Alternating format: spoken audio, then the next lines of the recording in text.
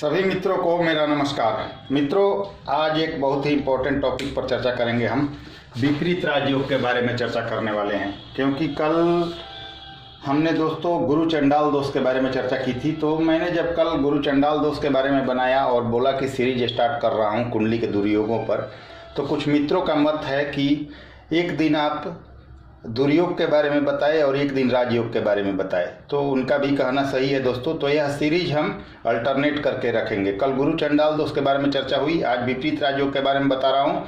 कल फिर कुंडली के एक कोई बड़े दुर्योग को लेंगे और फिर परसों किसी राजयोग को लेंगे। तो यह सीरीज एक एक दिन अल्टरनेट करके राजयोग और दुर्योग को लेकर चलेंगे, और साथ में रेमेडी भी बताऊँगा और ऐसे ऐसे उपाय बताऊँगा कि अगर आपकी कुंडली में वह दुर्योग बना हो तो आप बहुत जल्दी ही उससे बाहर निकल जाएंगे और बहुत जल्दी लाभ प्राप्त करेंगे आप, और वो दुर्योग आपको ना के बराबर मतलब कि हानि देगा या उसका बहुत ज़्यादा लाभ आप ले पाएंगे। ऐसे भी उपाय आपको बताऊंगा, तथा जो योग राजयोग के बारे में बता रहा हूँ उसको कैसे और ज़्यादा शुभ करे उसका भी मैं आपको उपाय बताऊंगा। तो चलिए मित्रों, आज विपरीत राजयोग के बारे जानते हैं हम विपरीत राजयोग के बारे में कि कैसे फलित होता है। तो इसको हम कुंडली के माध्यम से भी समझेंगे तथा हाथों में कैसे अप्लाई होगा विपरीत राजयोग उसके बारे में भी जानेंगे। और बहुत जल्द मैं एक सीरीज स्टार्ट करने वाला हूं जो कि पाम एनालिसिस का होगा। उसमें आपके हाथ से संबंधित सारी चीज़ों को बताऊंगा और पूरी सीरीज उसके बारे में होगी। तो जिसकी कुंडली नहीं होगी वह भी आसानी से अपने हाथों के द्वारा जान सकता है अपना भविष्य। तो चलिए मित्रों, इसे स्टार्ट करें और समझें कि विपरीत राजयोग कैसे बनता है। तो मित्रों, सिंपल सा नियम है कि 6, 8 और 12 मतलब त्रिक भाव होता है मित्रों। कुंडली का सबसे बुरा हाउस है 6 नंबर हाउस, 8 नंबर हाउस और 12 नंबर हाउस। तो अगर 6ठे, 8वें और 12वें का मालिक 6ठे, 8वें, 12वें में कहीं बैठ जाए तो यह विपरीत राजयोग बनता है। तो यह विपरीत राजयोग केवल मित्रों बहुत सारे लोग हैं जो बैठ जाने से ही बोल देते हैं कि बन गया और यह प्रभावी है, लेकिन ऐसा नहीं होता दोस्तों। इसमें बहुत सारे नियम अप्लाई होते हैं। तो क्या क्या नियम होते हैं उसके बारे में आज हम चर्चा करेंगे, मैं आपको जस्ट बताने जा रहा हूँ। तो यहाँ मित्रों देखिए, छठे भाव के मालिक मंगल देव बनते हैं, क्योंकि छठे भाव में मंगल देव की 8 नंबर वृश्चिक राशि है। अष्टम भाव में के मालिक शनि देव बनते हैं, क्योंकि यहाँ मकर राशि है शनि देव की। और द्वादश भाव के मालिक शुक्र देव बनते हैं, क्योंकि यहाँ वृषभ राशि है। तो अगर छठे भाव का स्वामी 6वें, 8वें, 12वें में कहीं भी बैठ जाता है तो यह बनता है विपरीत हर्ष राजयोग। तो यहाँ मंगल देव अगर छठे भाव में बैठ जाएं, 8वें में बैठ जाएं या 12वें में बैठ जाएं तो यह बनेगा विपरीत हर्ष राजयोग। इसके बाद आगे समझिए। और यहाँ पर दोस्तों मैंने मंगल को लिख दिया है आपके समझने के लिए, आप ध्यान दीजिएगा। मंगल 6ठे, 8ठे, 12वें तीनों जगह पर लिखा हुआ है।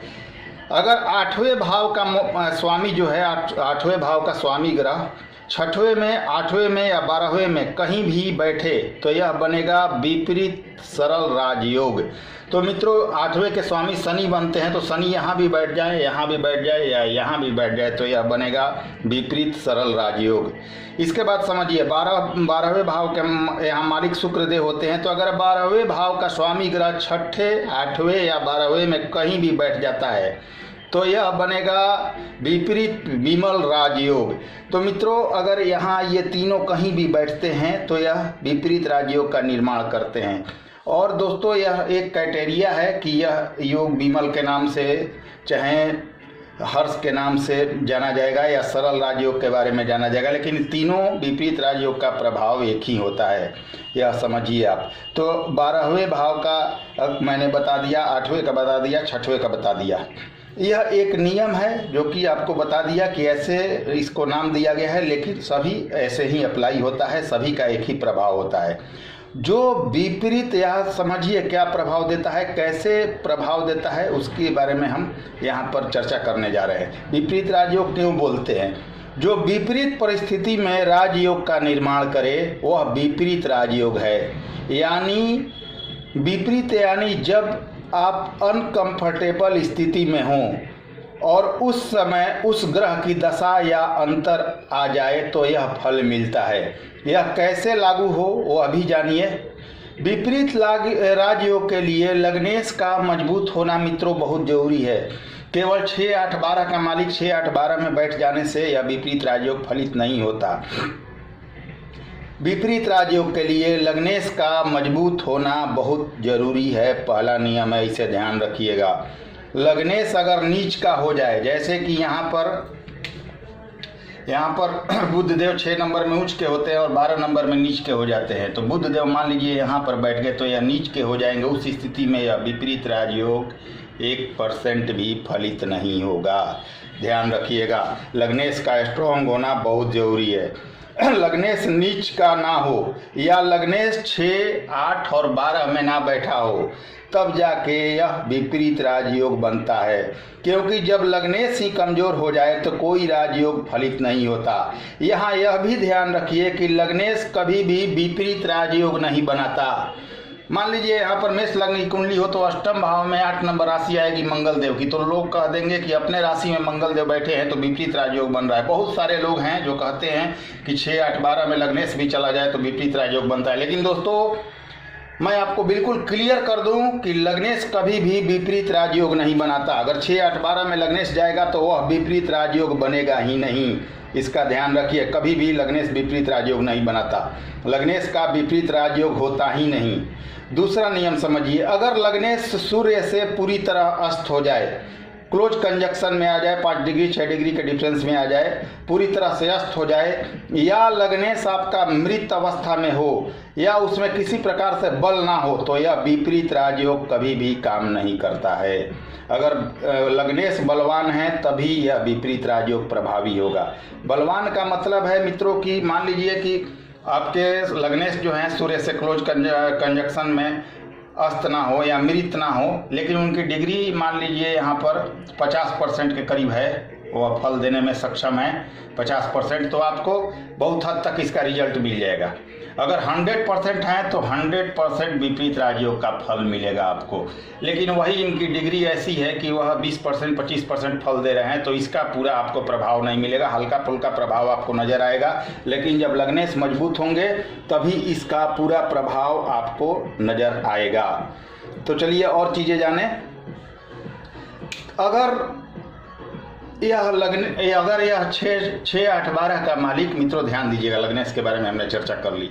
6, 8, 12 का मालिक अगर विपरीत राजयोग में है कोई और लग्नेश आपके स्ट्रॉन्ग हैं और वास्तव में विपरीत राजयोग बन रहा है, अब रत्नों की चर्चा कर रहा हूं मैं, ध्यान से सुनिएगा, क्योंकि रत्न के बारे में जानना बहुत जरूरी है, कन्फ्यूजन रहता है।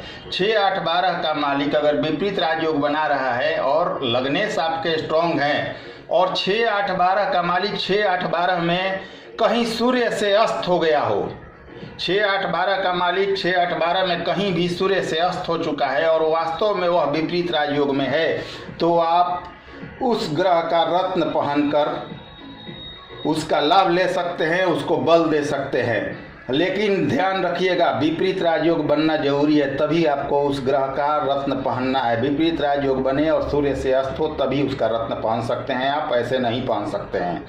चलिए आगे और चर्चा करें। अगर विपरीत राजयोग वाला ग्रह पाप दृष्ट हो, मान लीजिए कि यहाँ पर शनि है और यहाँ पर आपके शुक्र देव विपरीत राजयोग में हैं और शनि की दृष्टि पड़ रही है शुक्र पर, या मान लीजिए मंगल विपरीत राजयोग में है और शनि की दृष्टि मंगल पर पड़ रही है, तो कहने का मतलब है मित्रों, अगर विपरीत राजयोग वाला ग्रह पाप दृष्ट हो जाए तो यह राजयोग कारक बन जाता है और बहुत ज़्यादा प्रभावी हो जाएगा। अगर विपरीत राजयोग पाप दृष्ट हो जाए, पाप ग्रहों की दृष्टि में आ जाए तो बहुत ज़्यादा प्रभावी हो जाता है। बहुत सारे लोग कहते हैं कि अगर विपरीत राजयोग पर किसी पाप ग्रह की दृष्टि पड़ जाए तो वह प्रभावी नहीं होगा, उसका प्रभाव खत्म हो जाएगा। लेकिन 100% या जान लीजिए किसी पाप ग्रह से दृष्ट हो जाए विपरीत राजयोग तो वो अपना पूर्ण प्रभाव देता है, बहुत ज़्यादा प्रभाव देता है। तो आप इसको अच्छे से नोट कर लीजिए, पाप दृष्ट होना बहुत अच्छा फल देने लायक हो जाएगा।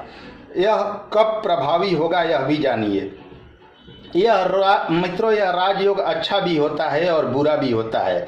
बुरा इसलिए है कि आपकी स्थिति अगर बहुत अच्छी चल रही हो, लाइफ में बहुत अच्छे स्टेबल्ड है आप, और जब इस विपरीत राजयोग की महादशा या अंतर उस समय आ जाए, उसी समय, तो यह राजयोग पहले आपको परेशानियां देता है, पहले आपको संघर्ष दे देगा, अच्छी स्थिति से बुरी स्थिति में ला देगा, डाउनफॉल में ला देता है।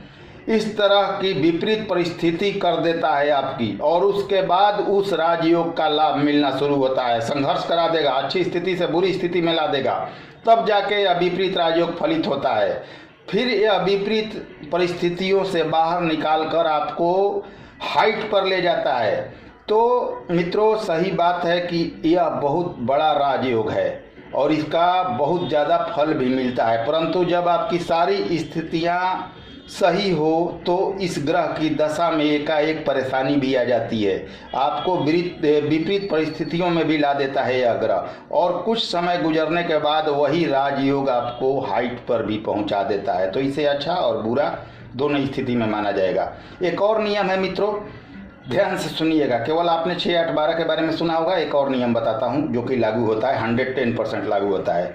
अगर 6, 8, 12 का मालिक, छठे, 8वें या 12वें के मालिक या इनमें से कोई 2 ग्रह कुंडली में कहीं युति में बैठ जाए तो भी यह विपरीत राजयोग बनता है। मान लीजिए कि छठे के मालिक यहाँ आपके मंगल देव हैं और द्वादश भाव के मालिक शुक्र देव हैं। अगर मान लीजिए कि यहीं पर 10वें नंबर भाव में मंगल और शुक्र आ जाएं, तो मित्रों बनेगा यह विपरीत राजयोग। स्पष्ट फिर से समझिए, आई रिपीट, 6, 8, 12 का मालिक तीनों या इनमें से 2 कोई ग्रह कहीं भी युति में बैठ जाए तो भी यह बनता है विपरीत राजयोग। क्योंकि यह थ्योरी थोड़ा अलग है, सभी नहीं बताते हैं, लेकिन मैं आपको बता रहा हूँ, तो यह भी उतना ही 100% प्रभावी राजयोग है, विपरीत राजयोग है। और जो नियम है मैं आपको बता चुका हूँ। देखिए, यह घटित तभी होगा जब इसकी दशा चलेगी। इसका फल इस तरह से है कि मान लीजिए उस ग्रह की दशा चल रही है, सबसे पहले आपकी परिस्थितियाँ वहाँ विपरीत बना देगा यह, और आप विपरीत परिस्थिति में हैं तो यह विपरीत राजयोग फलित होगा और ज़बरदस्त फल देता है। तो जो ग्रह यह योग बना रहा है उसका स्ट्रेंथ जरूर देखें कि उसमें कितनी पावर है, कितना मजबूत है। जब भी उसकी दशा चलेगी आपको बहुत अच्छे मौके देगा जीवन में आगे बढ़ने के। अगर स्ट्रेंथ के साथ राजयोग के तरह बना है तो ज़बरदस्त फल देगा यह। अगर वह सामान्य विपरीत राजयोग है तो सामान्य फल देगा। सामान्य से मतलब है मित्रों, लग्नेश बल में थोड़े कमज़ोर हैं तो उसका प्रभाव थोड़ा कम होगा, न्यून होगा। यह पाप दृष्ट हो तो पाप दृष्ट हो और शुभ कर्तरी योग में ना हो तो बहुत ज़्यादा प्रभावी हो जाता है, इसका भी ध्यान रखिए। अब आइए मित्रों, हाथों में बात कर ले हम। यहाँ कुंडली के जो भी योग होते हैं विपरीत राजयोग के मैं आपको बता चुका हूँ। हाथ में कैसे बनता है मैं आपको बता दूँ। यह है केतु का एरिया मित्रों, ये केतु का एरिया है। अगर केतु एरिया में यहाँ पर मणिबंध के पास स्पष्ट फीस बन रहा हो, मतलब मछली का निशान बन रहा हो, तो यह है आपका विपरीत राजयोग। स्पष्ट है, बहुत इजी है मित्रों। केतु पर्वत पर अगर स्पष्ट फीस बना हुआ आपके हाथ में है तो यह विपरीत राजयोग है और आपको बहुत ज़्यादा लाभ देता है, लेकिन संघर्ष के बाद लाभ देता है, मेहनत करा के लाभ देता है, लेकिन 100% इसका लाभ मिलता है, यह स्पष्ट जान लीजिए।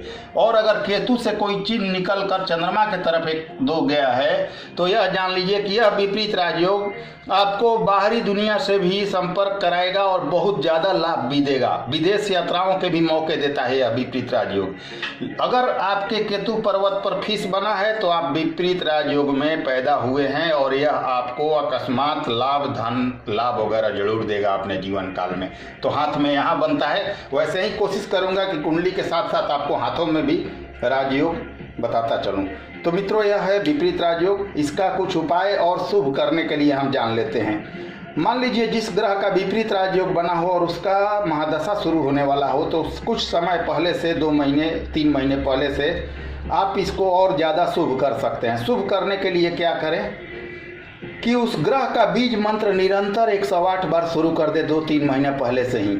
उसकी दशा में जरूरी करें, 2-3 महीना पहले से शुरू कर दें। और उस वार को, जिस वार का विपरीत राजयोग बना है, किसी गरीब को भोजन जरूर कराएं अपने हाथों से, तथा खूब मेहनत करें और शंकर भगवान के नियमित पूजन करें। और जो ग्रह मतलब जो रंग का प्रभाव है जिस पर, मान लीजिए गुरु का है तो पीले रंग का प्रभाव हो गया, या शनि का है तो नीला हो गया, काला हो गया, इन सब चीज़ों का प्रभाव आप पर बढ़ेगा उस टाइम में जब शुरू होगा ये विपरीत राजयोग। तो उसको पूजा में जरूर शामिल करें उस रंग को। तो मित्रों, यह रहा आपको शुभ करने का कुछ उपाय। अगर आपको वीडियो पसंद आ रहा हो तो सब्सक्राइब जरूर करें।